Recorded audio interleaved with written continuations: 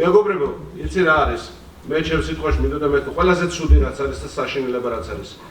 ქართული ემიგრაცია, ზოგადად ემიგრანტები, დედები, ცოლების ხარჯზე ეს ძალიან მაგარი ხალხი.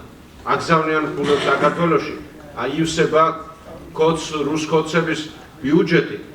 იქ წამოწოლილი ხალხი ახენად არიან კიდე. ცოლების ხარჯზე აი ძალიან კარგად თქვა სანიკიძემ იმ დროს, როდესაც როცა კოცი სიტყვა რას ნიშნავს, ტიპიური კოცი და ზუსტად ვეთანხმებ გუბას ამ საკითხში, რა თქმა უნდა და ყველაზე დიდი უბედურება არის მეგობრებო ის ფაქტი, რომ რუსეთიდან შემოდის ძალიან დიდი ნარკოტიკი და ჩვენი ახალგაზრდობა იღუპება.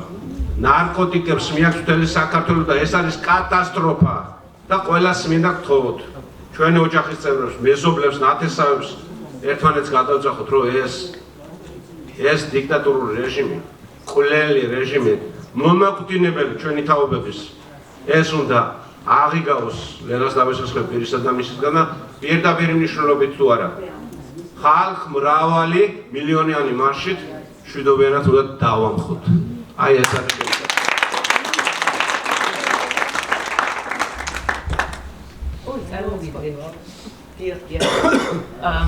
ეხლა მოგესალმებათ ბატონი ავთანდილ სურმანიძე, რომელიც იბრძოდა საქართველოს დასაცავად უკრაინაში, დაიჭრა და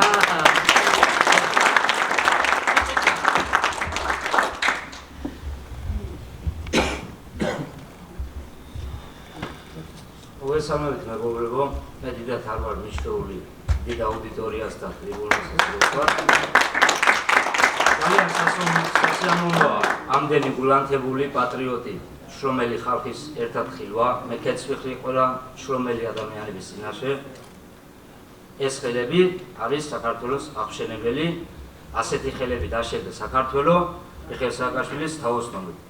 მიხეილ სააკაშვილი როგორც დემოკრატიის ასე რომ ვთქვათ, შუქურა საქართველოს ისტორიაში დარჩება კიდევ მრავალი საუკუნე. ჩვენ ვართ დავითის ერი, ჩვენ ვართ თამარის ერი და მინდა როგორც мотивაციად გითხრათ თითოეულ თქვენთანაც. ჩვენ ვართ ადამიანები, ინდივიდები, როგორც აქ თქვენს, ამიტომ ჩემი თხოვნა იქნება. თქვენს პიროვნებაში, თქვენ სულში დაინახეთ თავი ლიდერი. არავინ არავისი არ არის მეტი და არავინ არავისი ნაკლებიც არ არის არასდროს.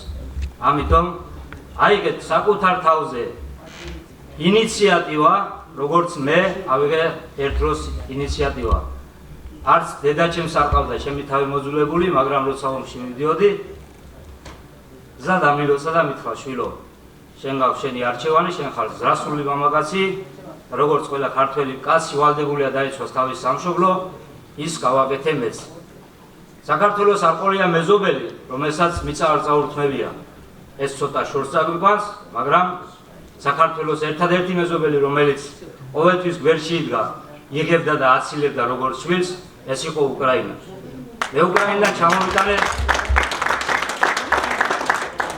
მე უკრაინიდან ჩამოვიტანე ჩვენი ქართველი ბიჭების მოკითხვა. უკრაინიდან ჩამოვიტანე ძალიან დიდი ტკივილი, რომელსაც მთელი ცხოვრების მანძილზე ალბათ ვერც გონებიდან და ვერც სულიდან ვერ ამოვშლი. მაგრამ იცოდეთ, რომ ჩვენ ქართველები უკრაინაში ჩვენი ქვეყნის მომავლისთვის ვიბრძვით. ვიღაცისთვის ჩვენ დაქირავებული ჯარისკაცები ბრჭყალებში ნაეულნიკები ვართ, მაგრამ ჩვენ მხოლოდ ჩვენი ქვეყნის თავისუფლებისთვის, ჩვენი საერთო მტერს ვებრძვით. დიდი მადლობა.